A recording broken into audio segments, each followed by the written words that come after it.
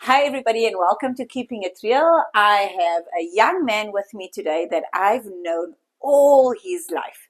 And I'm very excited for him to introduce himself to you. And it's a very, very important topic that we have for everybody today. It's a topic that I think has got a lot of young people either going into modes of depression or feeling really despondent about their lives and sometimes not understanding how to navigate this era of life. So I'm going to let him introduce himself and also introduce the topic that he's going to be discussing today. Thank you, Sihan, for having me today. I'm Ameer. I'm 19. I'm 6'1", the coolest son you ever have. I'm bilingual. I'm an actor, musician. I basically do everything. So yeah, that's me. And today we'll probably be talking more about letting go and moving on and accepting the way things are today. Great stuff. And we're going to go straight into the first question with Ameer. Can you take us back to the beginning? And let's start from what was your first aspirations? What were the first things you were thinking of doing when you reached grade 10? When I reached grade 10, I started to think of like becoming more of an artist in a way because I had a really great art teacher, Miss Claire, and she really inspired me. So I started thinking about more going into film and drama, and I started thinking of doing directing.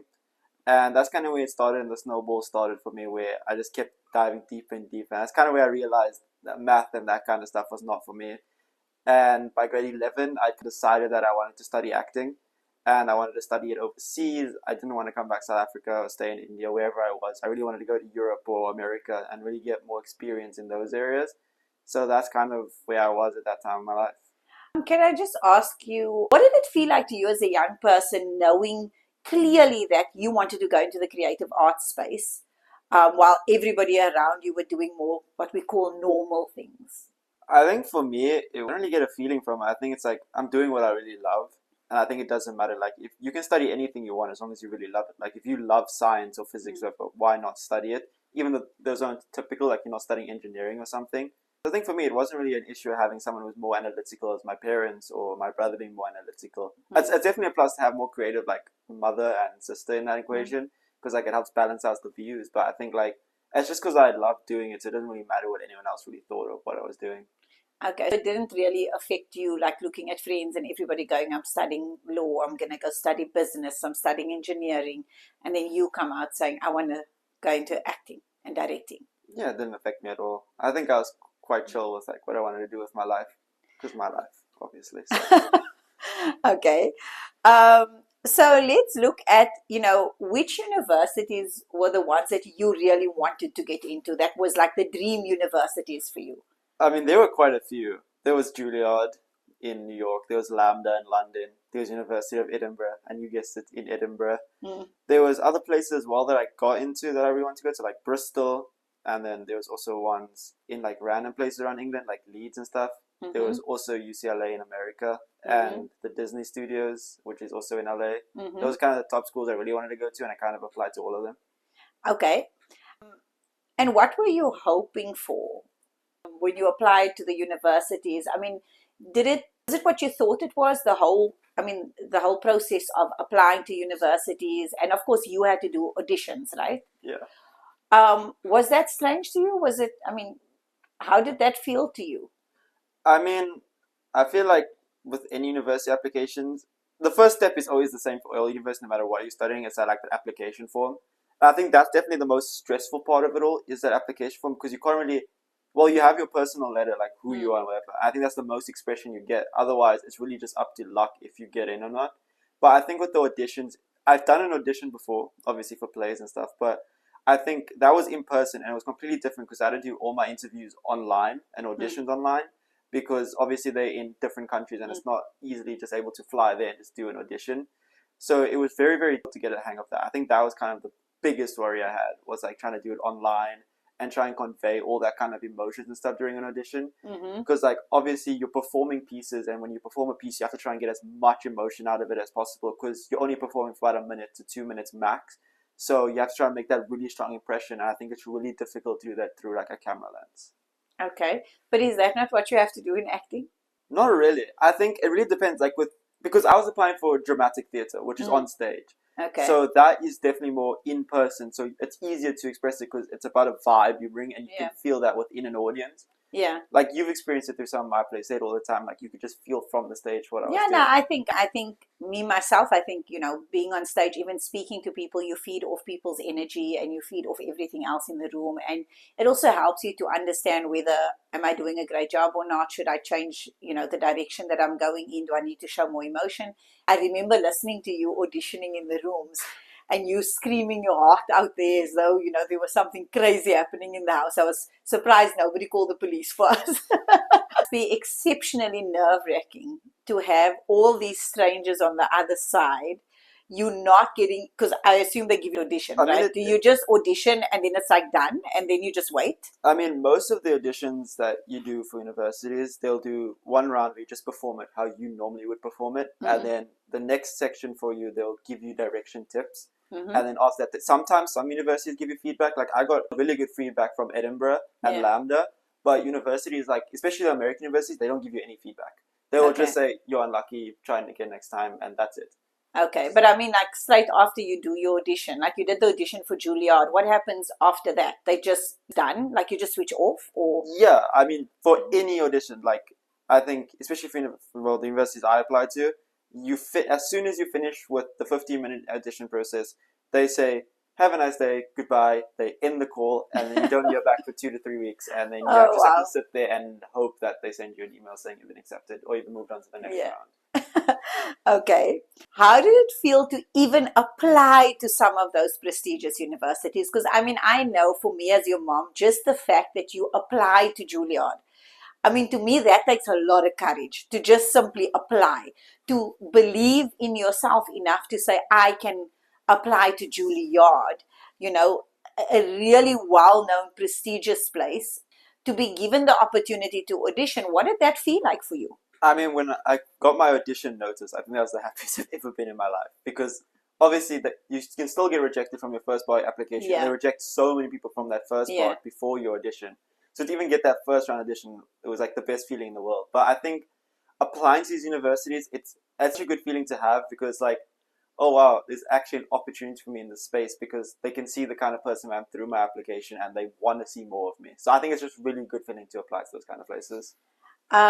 What did you feel when you didn't make it into the universities that you really wanted to go to? Oh, I wanted to die. It was the worst feelings on planet Earth, especially when it was like Juilliard, because Juilliard's like a school that I would want to go to, because it's just so prestigious, one of the best schools in the world.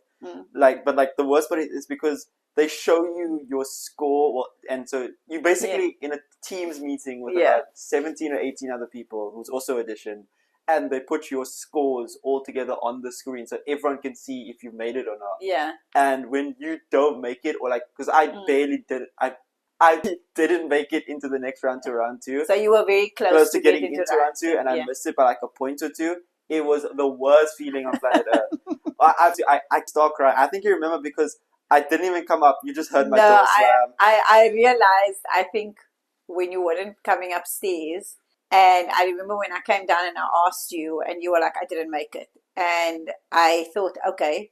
First I went and I tried to hug you, but you were like, no, I just need time. And I remember going upstairs and me being like, oh, now I feel hot so because you are hot so, and it doesn't matter what I say because it's not going to really matter to you in that moment because you're just feeling it so strongly and the emotions is just there because I think it's that realization of, oh no, like I really thought I had a chance even at that second round.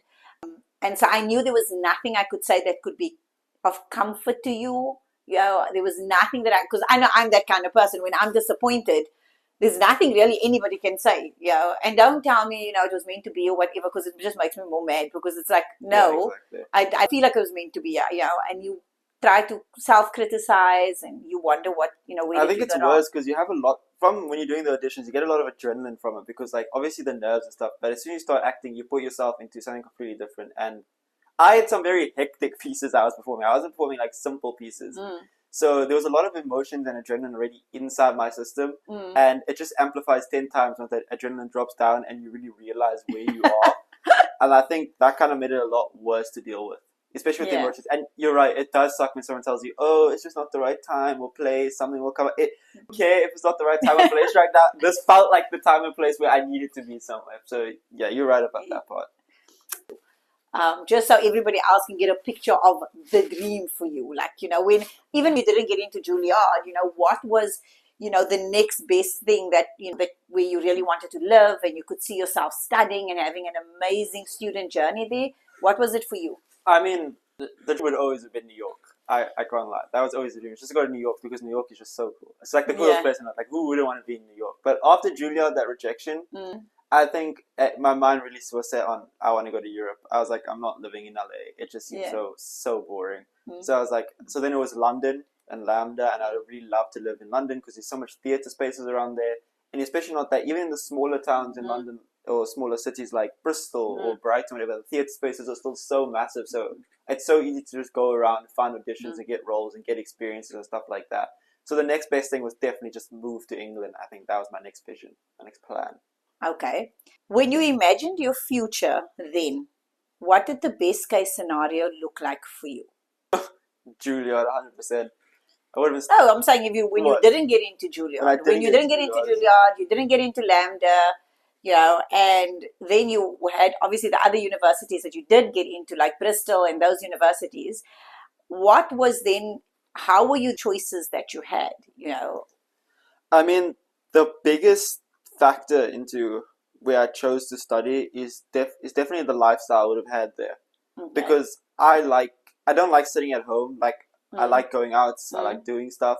So especially if I had to move overseas, it's really expensive to do that kind of thing. So I didn't think it would be worth it. So that's why I kind of chose to study here now because I feel mm, like the lifestyle between Bristol and here would kind of been similar. You still have the beach and all that kind mm. of stuff, but I feel like it's just so expensive there to do it. I think lifestyle wise, it makes more sense to just be here in a space that I know. Okay. Now let's look at the challenges. Hmm. How did you feel when those plans didn't work out the way you had imagined? I mean, it kind of sucked because like you have this idea of what you wanted to do for the last 2 3 years of your life. You've told your whole family about it. You've told your friends, your teachers, and they all know. And they're all like, "Oh yes, you can do it. You're gonna go overseas. You're gonna study." And then it comes to make that decision, and you just have the rug pulled out of you. That's the only real way you can describe it. Is that it's like Mm. you've been searching for it so long, and you finally get to that point, and it's just not there. So, what's the first thing that kind of, as a young person, what's the first thing that runs through your mind when everything you thought would happen doesn't happen? What was the first thing that you felt in that moment? Was it like, I just give up? I'm gonna have to sit here and wait and see what happens. And, I feel like that definitely. I feel like you don't feel like you're gonna give up. You just feel like the world is telling you to like you're not doing anything with life. It's done. Your dream's done. Whatever. mm, And you don't really give up. It's more like you just feel like you have no purpose anymore because especially when it comes to going to university, it's like in high school that's what you're striving towards to get into mm, that university you want, and you're just pushing and pushing and pushing. And it's that point where you can't get into it. It's like why did I even try? There's literally nothing here. yeah. That's it, the only way I could really describe that feeling. If you I mean, for me, I think firstly, a little bit of background. Of course, Ameer was conceived in Vietnam and, then came back to South Africa, was born here, then lived in Singapore, the US, all those kind of things. And then he did some of his high school years in India. So, of course, being a very global person and now coming back home, and then having this idea that, being at an international school, at an American school, and all the kids there, a majority of them come from different parts of the world. And a lot of them has the affordability of being able to study wherever they so wish to study. So, that makes it also challenging because I don't think it's just so much of what you didn't get into. I think it's also the affordability, being able to go and convert rands to euros and all of that and go and say, oh, okay, even though you were getting like half fund, your university was offered you like 60% or 70% of the fees they would cover and all that kind of thing. There was obviously other things we had to consider, right? Like, Yeah. cost of living and all that, and flying backwards and forwards. And if there was an emergency and we needed to get to you, what was the affordability of those things? Flights are not cheap. Visas, there's a long, complex thing of getting visas. So we had a lot to consider. It wasn't just you not getting in. I think there was universities that you got into that I think was pretty great, and I think you got some good options. I think you had some great options, but I do think from a quality of life, of the kind, like you say, you're a very social person, and you're not the kind of person that want to sit at the university dorms over weekends. You want to go out and enjoy your time wherever you are. And I don't think living there you would have had that affordability of being able to just have that kind of life. So right now, 2 weekends, I think you've watched your friends getting ready to leave for different universities around the world. What emotions came up for you? I feel like, okay, it's gonna sound very, very rude, but I was jealous. Because like, Mm-hmm. obviously I'm But I excited. think that's human. I don't think it's something wrong with it. Like, I'm obviously very happy that my friends, they got into university they want and they get to fly overseas and study. But at the same time, it's like, that was my dream. I should have done that. And like, I think the worst part is like, I keep thinking to myself, maybe if I didn't study acting, maybe if I went into something like I say easier, but something like engineering or something like that, I could have easily probably just, because I had good grades. Yeah, no, yeah. So, I could have just no, applied you could anywhere. literally apply for anything. I mean, you've got you had excellent results. You could literally go in for any degree that you wanted to apply for. And I guess even for us as parents, we looked at it and go, oh, Ameer, could you not have chosen something like a little bit, like considering you've got this amazing results, you could literally go apply for anything and probably get full bursaries for it because you've done so well. And now you choose the most difficult thing to get in for. And of course, it's frustrating because most people do not offer bursaries or, student funding where it comes to the arts. Yeah. Very few places, offers that. So that makes it very, very challenging. And also universities, the ones you want to get into, have so few spaces for the arts. And of course, the world is huge and there's a lot of talented people around. So yeah, I think we knew all of as parents how difficult this was going to be. It was never going to be an easy thing for you. And I think we always understood that. I wouldn't want you to give up on a dream and go do something normal just because, it's easier to do that. Because I think that in the long run, you'd hate it. In the long run, you'd hate your life because it would be like you doing something that you don't enjoy. And I think we've all known you long enough to know that, you light up when you're on stage. Yeah. That's where you're excellent.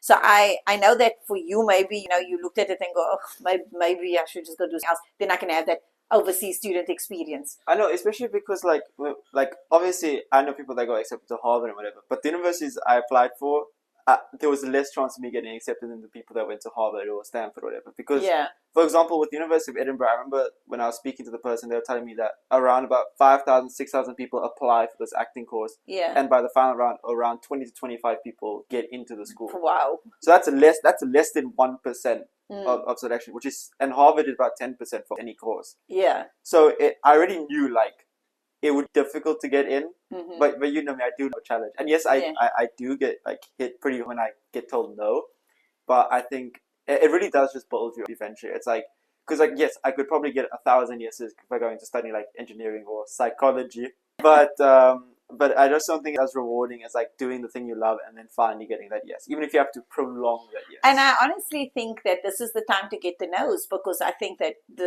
going into acting and all of that, you hear a lot of no's in that career. And you've got to build a really thick skin for yourself to be able to accept that no and to be able to keep moving forward. So I think this is just the start of like many no's that comes your way. And then you wait for that one right yes that comes along. And that's the only one that's ever going to matter. You will forget every single no when that yes happens and you are taking part in that massive production and traveling around the world with it, or getting into a movie or whatever that you really want to be in. And I think that one yes makes all the no's worth it at the end. Yeah. So, and I think that's most actors, right? I feel like even audition process, like when you're rehearsing a play or whatever, the most common word you'll ever hear is no, do it again, or no, that's not the line, do it again. That's the most common thing you always hear. And it's like, and or you just say, no, you're not doing it right. And you have to think like, okay, but I feel like I am doing it right. And you have to have that conversation around it. So it is just getting used to the word no, because it's very, very like say tasking on yourself to just Yeah. keep hearing that word because like I And I find think for myself. you, it's particularly difficult because I think you hardly heard the word no in your life. I think, Yeah, no, I think that you, everyone's lovely. So everyone just says yes, yeah, yes, but not only yes. that, I think even if I look at like when you played rugby, when you played football, when you played, it was just everything you went for, you just got into, and you did Yeah. really well at it. So this is the first time I think in your life you've heard a no with something. And I can imagine what that must feel like for you because when you do hear yes all your life and you then hear a no, you feel like a failure. Best way to explain that is definitely with my driver's license. Like, obviously for school and stuff, my tests, you know me, I never Yeah. studied. I never opened up a book. I would just go in and get good Yeah. grades. But then, Unfortunately, don't listen to him. Not everybody works this way. It's only Ameer. but anyway, as I was saying, with my driver's license, it's like I.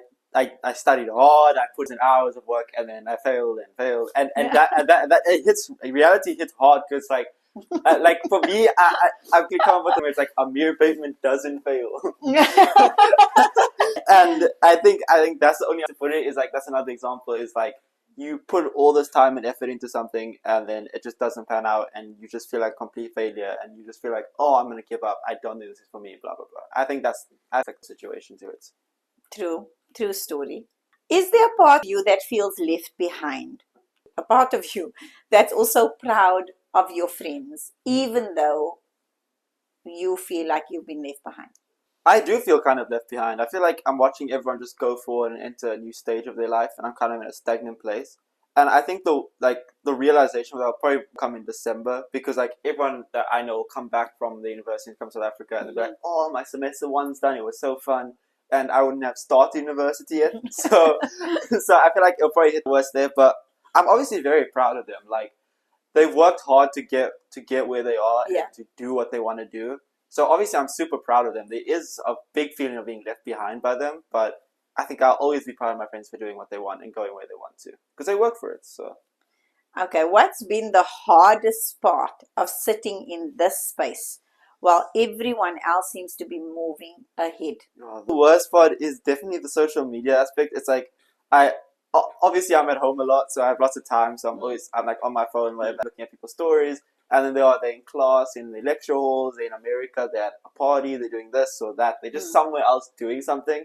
And then I'm just sitting at home with my laptop, like, what am I doing with my life? I'm just sitting here around. They're out having fun, meeting new people, going to new classes.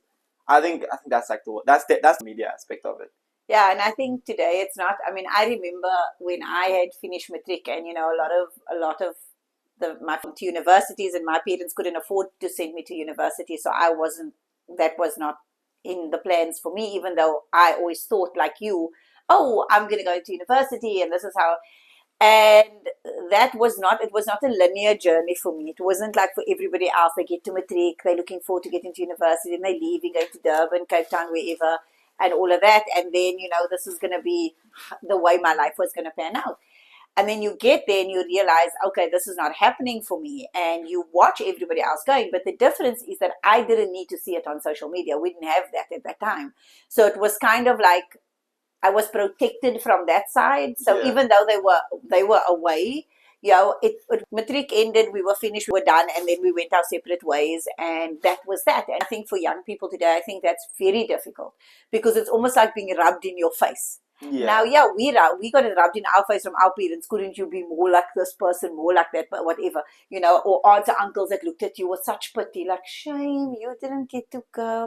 Don't worry, Allah has more better plans for you, kind of thing. And people mean well, but really it still makes you feel like crap. Yeah. It must be a very, very difficult thing for you to be able to see that in front of you, experiencing that.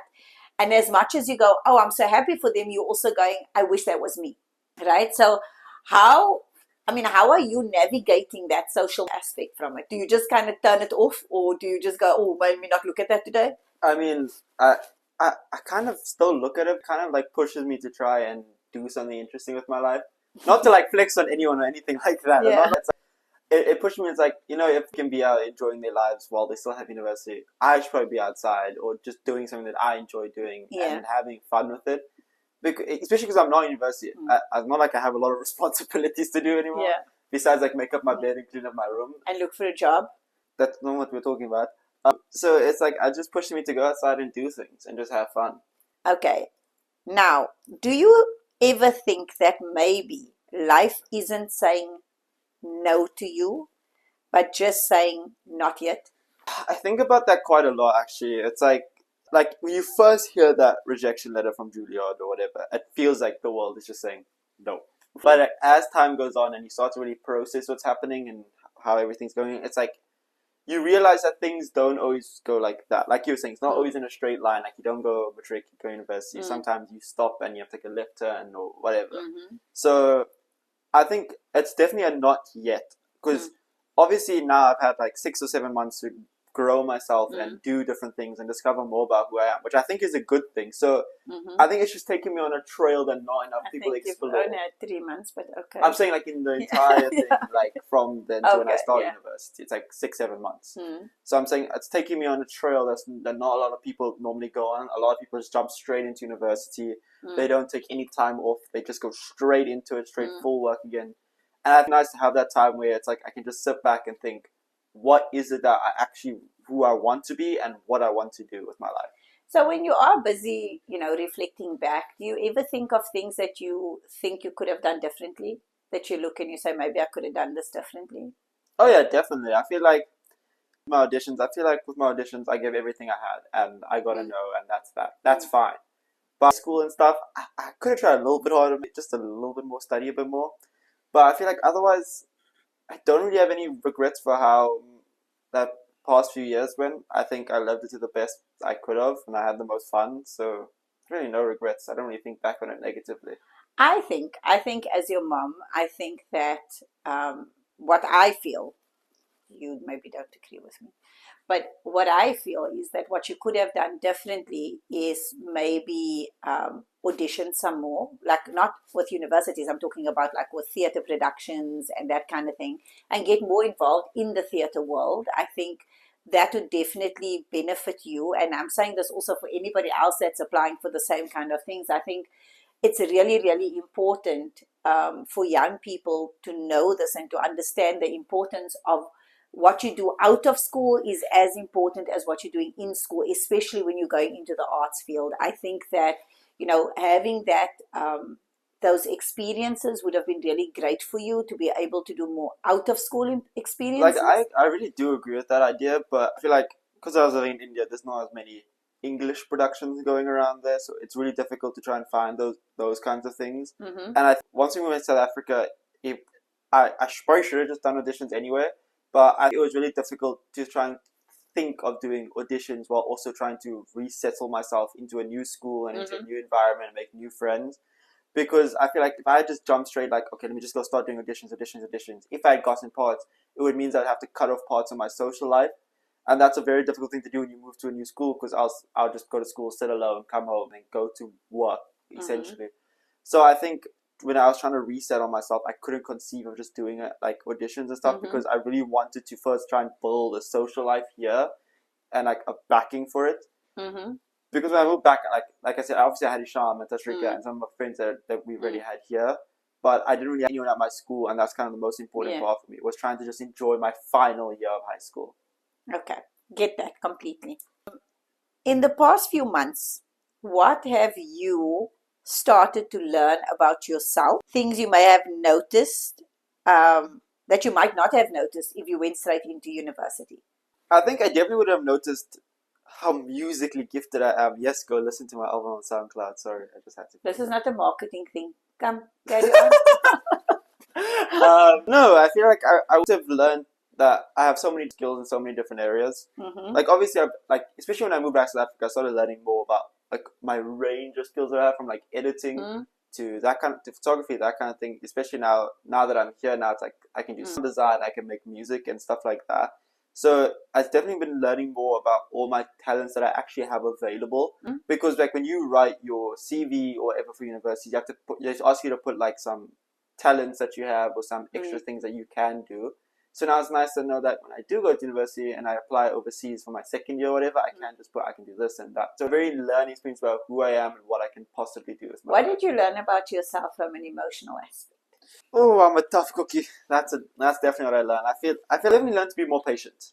I Mm-hmm. think I think you also know this, and you've seen me. I used to be very, very impatient. Like if I want something, I wanted it, Mm-hmm. and I wanted it now. If I didn't get it now, then it's just Mm. a big mess. But I think from the time I started, like my final year to now, I've definitely learned to be more patient and take my time and just relax a bit more and just more go with the flow kind of thing instead of just trying to get everything done right now at the second. I definitely try to relieve that pressure. But do you think that all the no's, all the things that didn't matter, all the things that you really wanted that didn't pan out, do you think that that has resulted in you learning how resilient you actually can be? Yeah, definitely. I I'm definitely at this point. I wouldn't say I am resilient.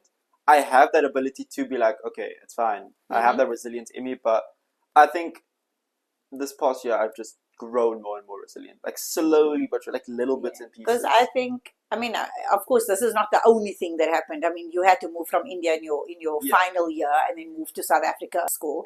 You left some of your very best friends behind.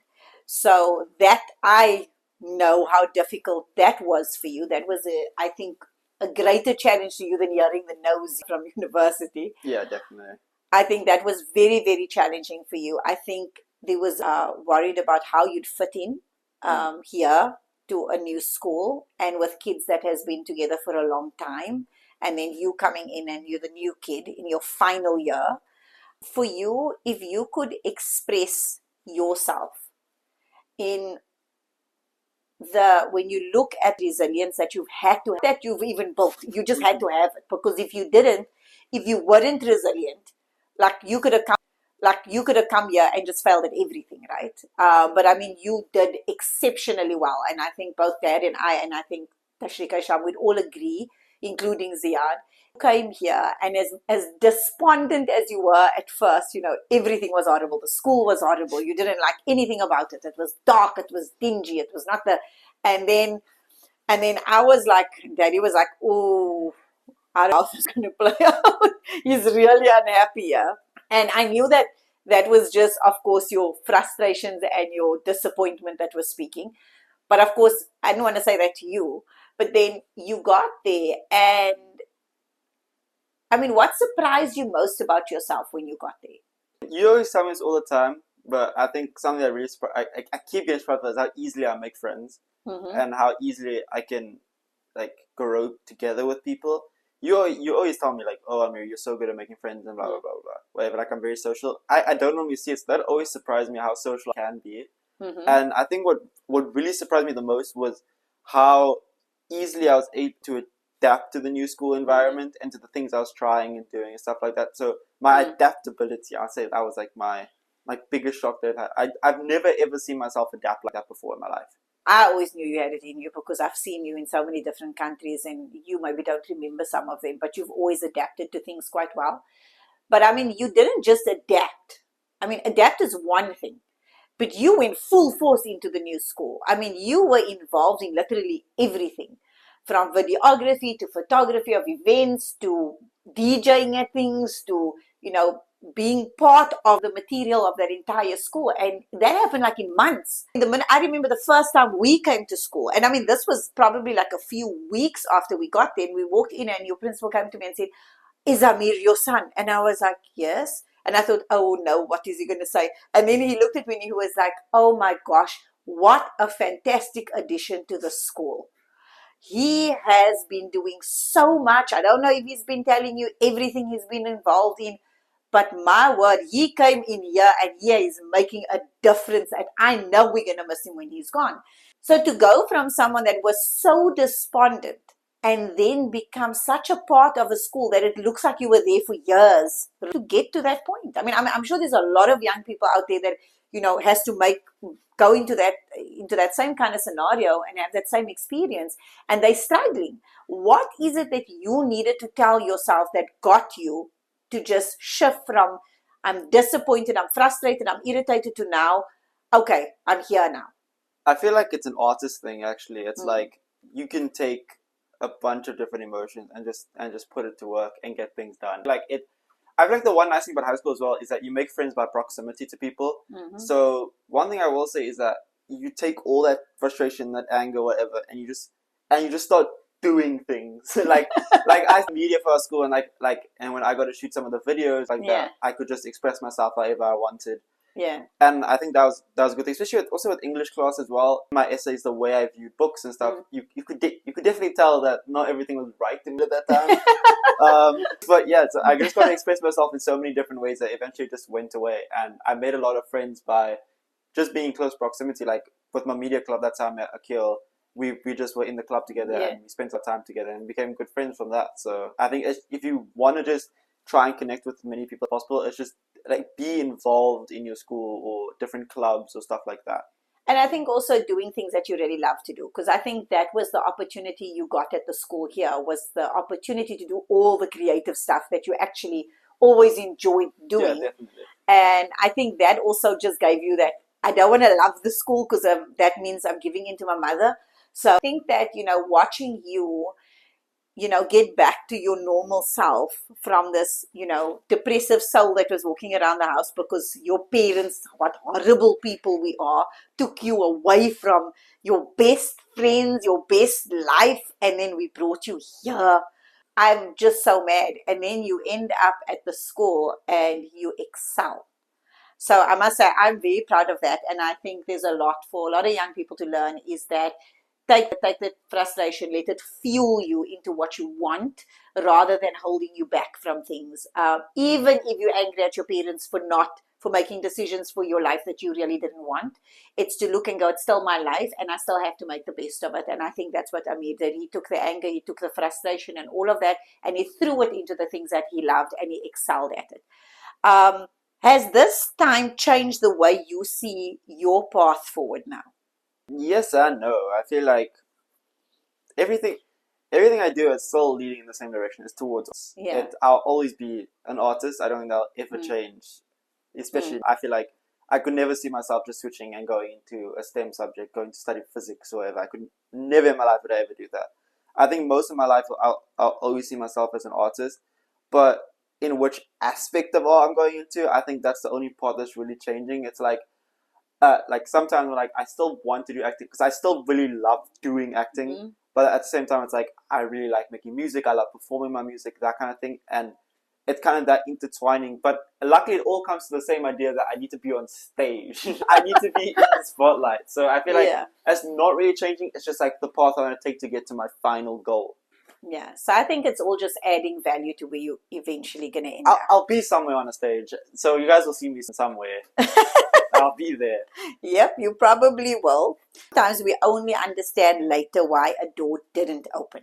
Do you see any small signs that this might be a redirection rather than a dead end? One thing I think I've said this since I was a kid, and I tell it to Isham, is that there's no such thing as a dead end because all paths will get you to the place you need to be eventually. Sometimes it takes a little bit longer than others. Sometimes it's shorter, but you'll always get to where you need to be eventually in your life. And I'll always be a firm believer of that. I feel like sometimes things are going to happen and you're just going to have to deal with it. And sometimes you're going to be redirected. Sometimes the door is going to slam in your head. Sometimes you're going to trip and fall, whatever. But you just need to keep walking that path and eventually you'll get there. So it's definitely a redirection to whatever may come in my life. Do you sometimes feel like you're being tested? Ooh, every time I speak to you, mom. It's so funny because you also might test every day. No, but seriously though, I do think I feel like sometimes I get the scheme of things, the few things I think I get tested by. It's probably the smallest thing on earth. I feel like I get tested so hard. I feel like like when you study for a test, and they give you a little study guide, and you study for it, and you go through it completely, and then you get to the test, and then the questions have nothing to do with the study guide. That's kind of how it feels when I get tested. That's how it feels for me at least. So I feel like I get tested quite a lot. Do you question the universe? Like, what the hell are you doing? Oh yeah, every day. I'm like, just lock it. Just give me something. I don't know. I feel like you can't really question the universe because like something's gonna happen eventually, and look, I question the universe all the time. I mean, I always think this, that when I make salah, I always think Allah probably just goes and goes, no, not again. Yeah, because I'm not that person that just think. I'm the person that asks lots of questions like why this, why that. I don't understand. Explain it to me. Show me. I did this, I did this, I did this, I did this, but then it doesn't equal that. 1 + 1 supposed to equal 2. And then you do 1 + 1 and it equals 0. And you're like, hang on, I did this and I did this. How does it equal 0? You struggle to understand that. But you see, that's what you mean. I'm not saying I'm not curious, but you are curious. Like with me, I'm more of like happens kind of guy. Like When you say to me, can I go somewhere? And I say no, why do you say why? Since you just go with the flow. Because sometimes your flow is not flowing right. Why is it that sometimes I can say, you come ask me and I say no, and then you say, but why? And No, I say, I don't need a reason why. I'm also very curious. I'm not saying I'm not, but I'm saying, especially when I'm saying like in the grand scheme of the universe, whatever, I'm more like whatever happens, happens. I think we all kind of understand. I think most understand that there's for things, that it's not just happening for no reason, that there's a lesson that we need to learn, that there's another path for us that's better for us that we're not seeing. We understand this. But as human beings, we still have inherent need to understand where we're going wrong, or have we done something wrong, or have we not done something correctly. Have you started to explore any new interests, passions, or opportunities while you've been in this pause state? Well, as I spoke about before, I did release music. Okay, you can listen to Ameer's music on SoundCloud. Let's just do the marketing part for this now. So obviously I'll have my Instagram in the description. If you go there, just hit the follow button and my SoundCloud links in the description. You can listen to all my songs there. Thank you. But yeah, anyway, taking every opportunity to sell himself. Okay, carry on. Told you though, I still never stop. Yeah. Okay. Anyway, but yeah, so I started doing your videos. I started doing music. Yeah, I guess I did kind of start exploring different things during my time off. Okay, do you feel like this season might be preparing you in ways that you'll only fully understand in the future? Yeah, probably. I would probably guess so. I can't say definitively that that would happen. I think this season of my life has definitely prepared me to come in the future. I think, what do they say? The darkest hours mean the brightest days, or something like that. I don't know, something like that. But I do believe in that. So yeah, I think it's preparing me for the future. Okay, if another young in the same space as you right now, their friends are moving ahead, but they're still waiting, what would you say to them? Do what you love. Just, especially if it's like me, like I know I'll eventually go to university, either like after ACT or whatever. Just do what you love, explore what you love doing, have fun, take this time off to discover who you are. If you can, travel, even if it's not far, like go to like a beach you wouldn't normally go to, or a different city in like South Africa or whatever. Just go do something. Or go on a hike with your mom. That I keep saying we should do, but she keeps saying I don't want to do sunset. You did a hike with me. So yeah, but you didn't go all the way to the top, so we didn't finish the hike. Because my mother's lazy. You wanted to complete the hike at 7 o'clock at night. It was still getting sunny. Dark in winter. I could still see the sun. And where your brother left us and went back to the car. And I was stuck between two suns and going, okay, do I follow this one or this one? I couldn't leave you to go alone. I couldn't leave him to be alone. And then I was like, okay, I met in the middle. I went as far up as I could with you. And I said, okay, now we need to go back. But yeah, we'll still do it. We'll still complete it. But yeah, like I said, go on a hike with your mom earlier in the day. Don't wake up late and then go on a late hike. Sunset hikes are great if you have a good torch to get you back down in the winter. Let's call the phone guy. How important is it to have friends and family who support you through this time? Quite a lot. And what kind of support is needed? Oh wow, thanks for adding that extra bit there. I don't know, I feel like the support you kind of need is for them to like push you to do things in this time. It's like, you can have people who's really supportive over you, like, oh, it's fine, you didn't get into the unis you want, I'm sitting at home, it's okay, just relax, I'll make you some tea, whatever. It's fun to have that kind of thing going, so I wish I had it sometimes. But I think it is better to have people who's pushing you to go out and do things, like trying to job and trying to get experience somewhere doing something else. I think it's better, that's the kind of support you definitely need, is that pushing support. What helps you hold on to hope that your time and your opportunity will come? Hope's a strong word. It's because, it's going to sound so cocky if I say it, but it's the only way I can think of saying it. I know I'm talented enough to do something cool with my life. So I just know eventually it will work out and I will have done something cool with my life. So I'm not really stressed about that. Okay, so I get that, and I don't think that's cocky at all. I think it's important for you to know that. but you do know the other side means actually doing it. Yeah, that's kind of the The problem. universe doesn't bring it to you. You actually have to walk and meet it halfway.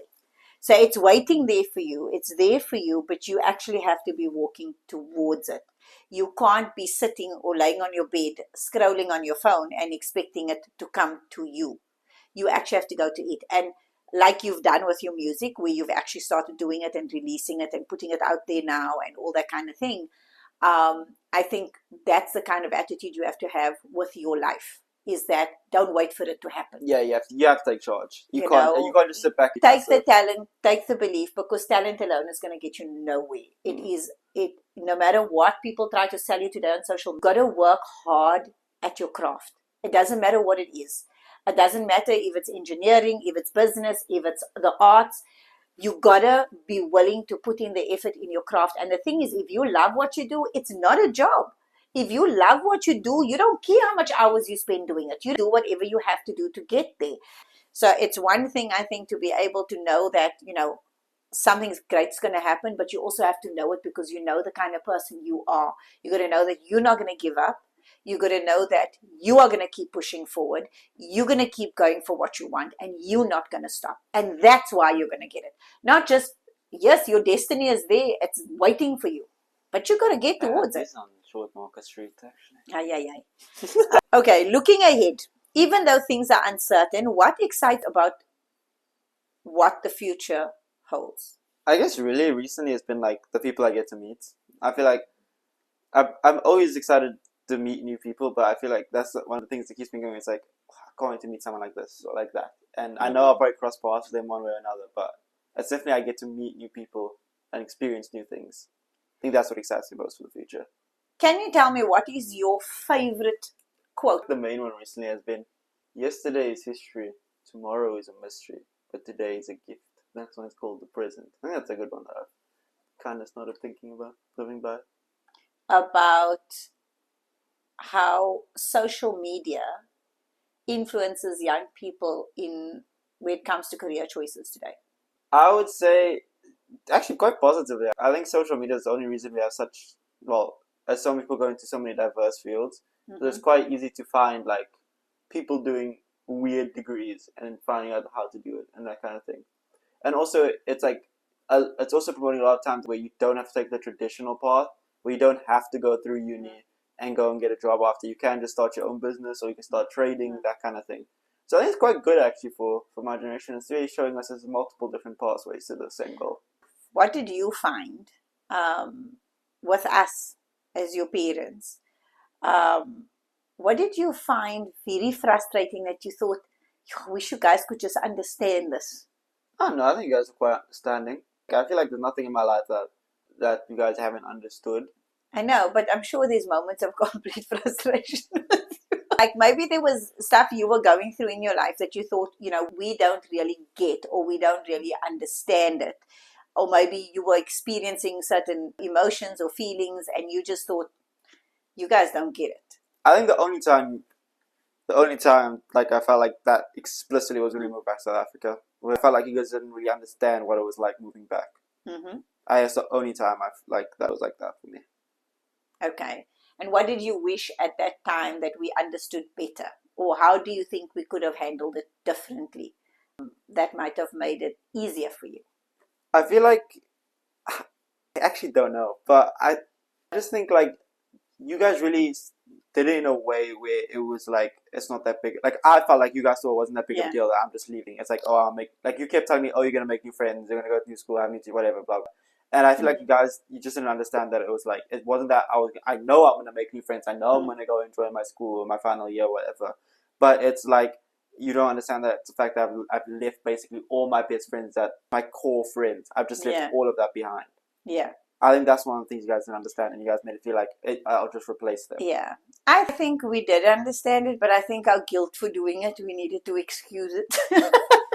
We needed to find a way around it so that we weren't so consumed by the guilt that we were putting you through this, even though it wasn't really in our hands. It wasn't like a decision we made in a way that, we can sit and go, oh, that was our decision. We wanted to take you out of school. No, I understand that. But it was, I think, also as parents, I think there's many parents out there. I think sometimes, and many young people out there that maybe think parents don't really showcase that we understand. But I think sometimes, we also navigating a new era with new people and new kids, and there's no real guide for it, and so a lot of things you guys are experiencing we've never experienced in our lives, and it's the first time that we're experiencing something similar. So I've said to you a lot of times, I've learned, I think, more from you than I even learned from Tashrika and Isham, because you grew up in a whole era of social media and phones and connecting online and all that kind of things, from gaming to everything. And so your whole way is a whole different way of life. Tashrika, them just started, it was like BBM and stuff and those kind of things. Yeah. They didn't have it from young. You had it from your entire life. Yeah. That was your life. So I learned, I think, more from you, even on how to handle social media myself. I learned more from you because you understood it more than what I did. I think even when I was going to schools and talking to schools, I could say things because you taught me the different terminologies and things people were using. Yeah. I learned more about your generation from you than me just learning it from a book or something. Yeah. And I think I learned what worked and what didn't work. And I think also as parents, it's for us to understand that we don't know it all, that it's okay not to have all the answers. And sometimes the same as you guys are figuring it out along the way, sometimes we also just figuring it out along the way. We look maybe like we know what we're talking about, but a lot of times we actually don't. We're just trying different things. But any thank yous you would like to give to friends or family or whatever that you feel, teachers, whatever, that has really made a significant difference in your life, in your schooling career, your friendship, social life, all of that? Miss Lambrax from was young, I don't remember, but when in grade 7 I had a breakdown, she was with me. Big us Miss Lambrax. And she also got me into public speaking, so big us Miss Lambrax. Then obviously I have to shout out Miss Claire. She just did everything for me, got me into the arts. Literally just the best woman ever. Shout out Claire. Miss Sabara, obviously just one of the best teachers I've ever had in my life. You were there when I first moved to school, supported me, helped me intertwine with everyone. Shout out to you, Mr. Sabara. Shout out Mr. Mark Webster. He was the head of the media team wherever at AICT, and he helped me also integrate and helped me let me just do my videos and stuff. Shout out you. Then obviously I have to go to my friends. Obviously Anna, Jan, Tamana, Nikhil, Kian. Shout out them, Eugene, Noah. Just everyone there, best people ever. Then here in South Africa, obviously Akil, Mira, Alexia, twins. Shout out them. So, Akil's my lifelong friend. He'll always pester me about it. But I think Okay, now for your family. Oh no, that means I actually forgot to shout out to Maseko. Oh, don't be mad at me. Anyway, shout out to Maseko. But no, seriously, big ups, Shamoozles. Took me out all the times he didn't want to go out. He did it for me. Shamoozles, just for all of you, is Hisham, Ameer's elder brother. He took me out when I wanted to go out. He helped me just stay in touch, just relax here, and just have fun. I think that's the one thing he did for me. It's like he was just a good big brother. You wouldn't expect it from him, but he was. That's who he is. Shout out Tashrika, one of the besties of friends of all time. She was the best, letting me sleep in a place all these years. Shout out to her. Shout out Ziad. Nothing more to say than just shout out Ziad. It's Ziad. Shout out my parents. The best. Couldn't ask for anything more. Because if I asked for anything more, I feel like it would have backfired. Yeah, if you said he was going to ask for something more, then I don't know what more you could possibly ask. Shout out to my fam. Kept me good. Yeah. Kept me healthy. Yep. Well, let me just say thank you so much to Ameer. I know that as much as he puts on a brave face here, I know that this has not been an easy time for him. This has been not the easiest year. I think it's been, challenging for you, having to have left friends behind. But then, like I said, I'm really proud of all that you've done. You know that I'm going to keep pushing you, and I'm going to keep challenging you, and I'm going to keep irritating you enough for you to bang a door, for you to put your headphones on and block me out. But yeah, so please look forward to the end of this video where you will see some cute videos of Ameer, and when I interviewed him when he was just this high, and you can see all the different careers Ameer wanted to go into from the time he was young And then a special little credit at the end of him singing some Justin Bieber for all of you when he was really small. Just so that you can see this year was a long time coming. So yeah, he's genuinely going after the life that he truly, truly wants. And I truly hope that for everybody else out there, I hope that you all follow your heart.